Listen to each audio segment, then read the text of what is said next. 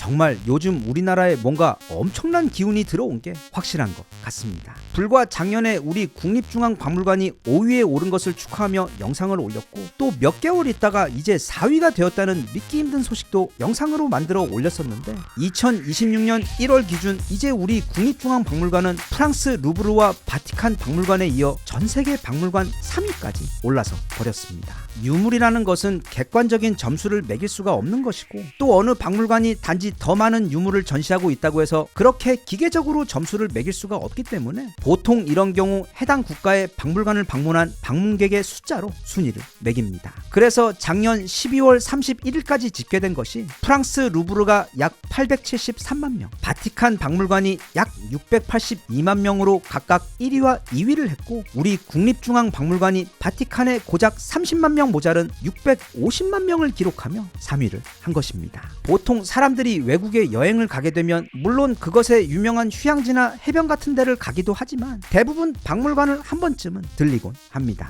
다시 말하면 관광객이 많은 나라는 그만큼 박물관 방문객 수가 보장되는 상황으로 그렇게 보면 프랑스는 언제나 전 세계 관광객 수 부동의 1위 국가이고 이탈리아 또한 3위에서 5위 사이를 왔다 갔다 하는 관광 대국입니다. 물론 유럽 대부분 국가들이 그렇긴 하지만 이탈리아 같은 경우는 자체적으로 뛰어난 관광 유물과 관광지가 많아 찾아오는 사람들이 끊이진 않는데 한편 우리나라는 최근 들어 방문객이 많이 늘었다고는 해도 대략 전 세계 20위권에 있을 정도로 같은 아시아권에서도 그리 관광객이 많이 찾는 나라는 아닙니다. 그렇기 때문에 지금 급발진하며 순위가 오르고 있고 이번에는 아예 세계 3위권까지 올라버린 우리 국립중앙박물관이 대단한 것입니다. 게다가 또 우리 국립중앙박물관은 이게 작물관인지 박물관인지 헷갈릴 정도로 거의 다 이집트 등 외국에서 맘대로 가져와 잔뜩 전시를 해놓은 프랑스나 영국의 박물관들과는 다르게 거의 99% 오로지 한국의 문화재와 유물들만 전시해놓은 박물관이라는 것. 또 일본의 경우 그 나라의 국보 1호인 목조 미륵 방가상을 비롯해 대부분의 국보와 대표 문화재들이 다 우리 한국의 것들이고 또 중국의 경우 안타깝게도 지난 문화 대혁명 때 자기들 손으로 거의 다 부수고 태워버려 이제 남아있는 게 거의 없어. 우리나라처럼 순수 자기 나라 문화들로만 이렇게 잘 보존되어 있는 곳은 그리 많지 않습니다. 그게 우리 국립중앙박물관이 정말 자랑스럽고 특별한 이유입니다. 그런데 이런 국립중앙박물관의 성공의 배경을 단지 BTS나 캐대언의 인기 때문이라고 하기엔 국립중앙박물관의 콘텐츠가 너무 좋습니다. 다녀와 보신 분들은 잘 아시겠지만 그렇게 크지도 작지도 않은 박물관 건물 안에 정말로 짜임새 있게 지루할 틈이 없이 우리나라의 과거와 현재를 모두 조명할 수 있도록 굉장히 센스 있게 콘텐츠를 기획해 놓은 것에 더해 이제는 너무 소개를 많이 해서 마치 내가 부처가 된 것 같은 우리나라의 최고 보물인 방가 사유상을 모셔놓은 마치 꿈속을 걸어다니는 것처럼 만들어 놓은 몽환적인 방인 바로 사유의 방처럼 같은 유물이라도 그걸 어떻게 기획하고 보여주느냐에 따라 경험의 가치가 완전히 달라질 수 있다는 걸 국립중앙박물관은 반복해서 보여주고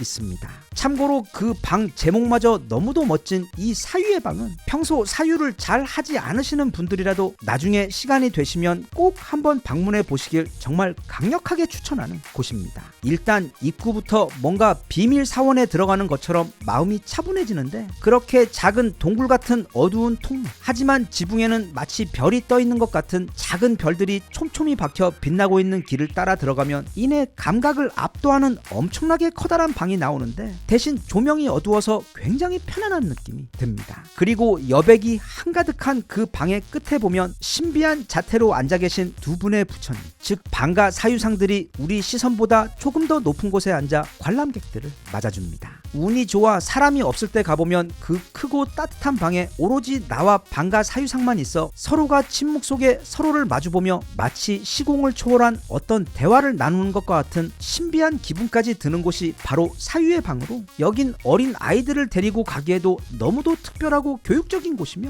또 좀 짜증나긴 하지만 연인들끼리 데이트를 할 때도 손잡고 박물관 여기저기를 천천히 둘러보고 이 사유의 방 안에도 함께 들어가 말없이 부처님을 마주하는 그런 경험을 함께 하는 것도 정말로 특별하고 아름다울 것 같은 데이트 명소입니다. 그리고 가장 최근에 다녀온 아마 지금도 하고 있는 것으로 알고 있는 이순신 장군 특별전 또한 그런 센스 있는 기획에서 탄생한 최고로 멋진 기획전입니다. 우리나라 사람들 가운데 이순신 장군님을 모르는 사람은 없을 것이고 또 그를 존경하고 사랑하지 않는 사람 또한 없을 것이지만 반면 우리는 이순신 장군님에 대해 그렇게 잘 알지 못합니다. 원래는 진짜 이순신 장군님만을 위한 상암 경기장만한 초대형 박물관이 있어야 하는데도 어쨌든 그 흔한 기획전도 찾아보기 어려웠던 상황에서 이번에 국립중앙박물관에서 완전 작정하고 제대로 된 이순신 장군 기획전을 마치 커다란 선물처럼 오픈해 주었는데 지난 영상에서도 소개를 하긴 했지만 이 기획전은 1부부터 4부로 나뉘어서 임진왜란 발발 때부터 시작해 노량대첩이 끝난 시점까지 마치 한 편의 입체 다큐멘터리를 그 안으로 들어가 걸어서 보는 것처럼 짜임새 있게 아주 잘 구성해 놓았습니다. 그때 우리 군이나 왜군 그리고 당나라군이 사용했던 각종 무기 실물들과 당시 전투를 묘사해 놓은 매우 귀한 그림들도 굉장히 많이 볼 수 있고 무엇보다 난중일기 친필본은 물론이고 전쟁 중 이순신 장군이 쓰신 장계와 편지들 그리고 런조가 이순신 장군께 미안하다며 다시 사령관 자리를 맡아 왜군 좀 쫓아내 달라고 사정하는 뻔뻔한 편지까지 모든 게 다 실물로 바로 코앞에서 볼 수가 있고 여기 보이는 것과 같은 무려 2m에 달하는 이순신 장군님의 칼도 직접 구경할 수 있는데 특히 이 칼은 그 길이만 197cm가 되어 직접 보면 엄청나게 포스가 대단합니다. 그리고 그 외에도 이번 전시회에서는 총 369점에 달하는 엄청난 양의 다양한 유물들과 그 중에는 국가 지정 보물만 43점에다가 또 이순신 종가에서 내어주신 유물 34점 등 이순신 장군님 관련 너무도 귀한 유물들을 한자리에서 접할 수가 있어서 마치 이순신 장군님이 바로 얼마 전까지 살아 계시던 사람인 것 같은 착각이 들 정도로 그에 대해 입체적으로 배우고 느낄 수 있는 정말로 귀한 기회이기 때문에 이 이순신 장군 특별 기획전이 언제까지인지는 잘 모르겠는데 마감되기 전에 꼭 가셔서 앞서 소개한 사유의 방과 함께 이번 국립중앙박물관 세계 3위 달성을 기념하는 의미에서 이제 날씨도 좀 풀리고 봄 기운이 나며 나들이를 생각하실 때 아이들 손잡고 또는 연인과 함께 세계의 자랑인 우리 국립중앙박물관을 한번 방문해 보시는 것도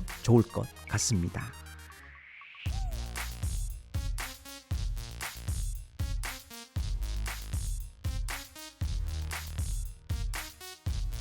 Even if you tried, you wouldn't understand it. Maybe something's missing inside of you. Just a bit of sugar to that